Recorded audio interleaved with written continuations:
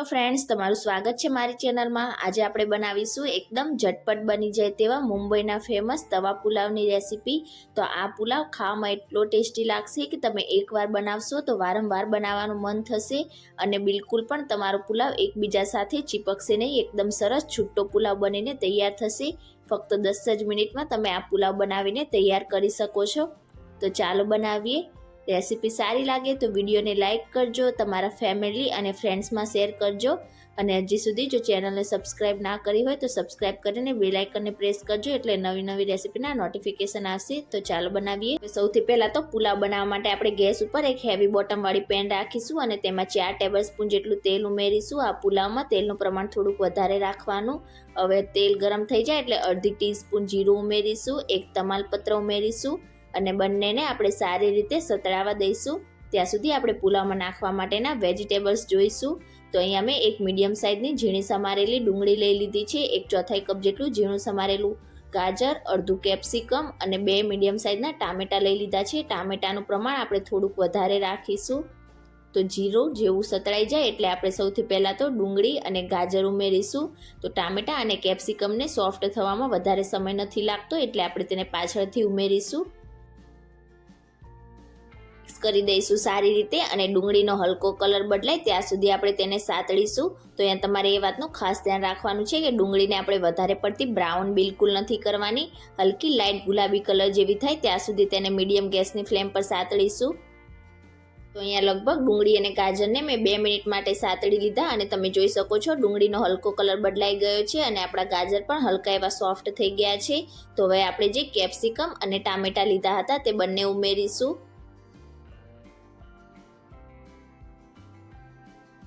Mix કરી દઈશું સારી રીતે અને ટામેટા અને કેપ્સિકમને પણ આપણે હલકા સોફ્ટ થાય ત્યાં સુધી મીડિયમ ગેસની ફ્લેમ પર લગભગ 2 મિનિટ માટે સાતળીશું। તો લગભગ ટામેટા અને કેપ્સિકમ બંનેને મેં 2 મિનિટ માટે સાતળી લીધા છે। હવે આપણે તેમાં 1/4 કપ જેટલા બાફેલા ગ્રીન વટાણા ઉમેરીશું અને હવે તેમાં 2 મીડિયમ સાઇઝના બાફેલા બટેકાના મોટા મોટા ટુકડા કરીને ઉમેરીશું। પુલાવમાં બટેકા ઉમેરો ત્યારે હંમેશા તેના આ રીતે થોડાક મોટા ટુકડા કરવાના એટલે ખાવામાં બહુ ટેસ્ટી એવા લાગશે। મિક્સ કરી દઈશું સારી રીતે અને વટાણા અને બટાકાને પણ આપણે ફરીથી 1 થી 2 મિનિટ માટે સાતળીશું। તો અહીંયા તમે ફ્રોઝન વટાણાનો પણ ઉપયોગ કરી શકો છો, પણ મેં સિઝન છે એટલે આ રીતે ડાયરેક્ટ જ ગ્રીન વટાણાને બાફીને લઈ લીધા છે।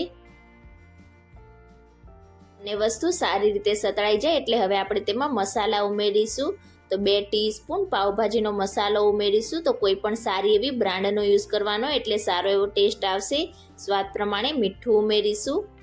1 થી 1.5 ટીસ્પૂન જેટલું લાલ મરચું પાવડર ઉમેરીશું। અહીંયા તમે કશ્મીરી લાલ મરચું પાવડરનો ઉપયોગ પણ કરી શકો છો।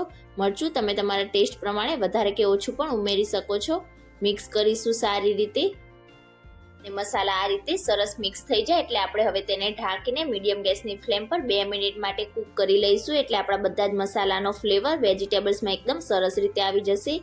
2 મિનિટ જેવું થઈ જાય એટલે ઢાંકણ હટાવીને આપણે ફરીથી એકવાર સારી રીતે બધા જ વેજીટેબલ્સને મિક્સ કરીશું। તો અહીંયા આપણા પુલાવ માટેના વેજીટેબલ્સ એકદમ રેડી છે। તો હવે તેમાં ભાત ઉમેરીશું। તો અહીંયા મેં 1 કપ જેટલા બાસમતી ચોખાને 2 થી 3 વાર સારી રીતે પાણીમાં ધોઈને બાફીને તૈયાર કરી લીધા છે અને તમે જોઈ શકો છો આપણા બધા જ ભાત એકદમ સરસ છૂટા છૂટા બફાયા છે। જો તમારી પાસે પહેલાથી જ ભાત બનાવેલા હશે તો એકદમ ઝડપથી તમારા આ તવા પુલાવ બનીને તૈયાર થઈ જશે। હવે બધા જ વેજીટેબલ્સ સાથે આપણે ભાતને એકદમ સરસ રીતે મિક્સ કરી દઈશું। અહીંયા તમે જોઈ શકો છો મેં બધા જ વેજીટેબલ્સ સાથે ભાતને એકદમ સરસ રીતે મિક્સ કરી લીધા છે અને આપણા બધા જ ભાત ઉપર મસાલાનું કોટિંગ પણ એકદમ સરસ રીતે થઈ ગયું છે અને એકદમ સરસ છૂટા છૂટા આપણા આ પુલાવ બનીને તૈયાર થયા છે। તો તમે ભાત બનાવતી વખતે થોડીક બાબતોનું ધ્યાન રાખશો તો તમારા ભાત બિલકુલ પણ ચીપકશે નહીં અને આ રીતે એકદમ સરસ છૂટા બનીને તૈયાર થશે। મિક્સ કરી દઈશું અને હવે તેને ઢાંકીને આપણે ફક્ત 2 મિનિટ માટે મીડિયમ ગેસની ફ્લેમ પર કૂક કરીશું એટલે આપણે જે મસાલા ઉમેરેલા છે તેનો ફ્લેવર આપણા ભાતમાં એકદમ સરસ રીતે આવી જશે। અને 2 મિનિટ જેવું થઈ જાય એટલે આપણે ઢાંકણ હટાવી લઈશું અને ભાતને એકવાર સારી રીતે મિક્સ કરીશું।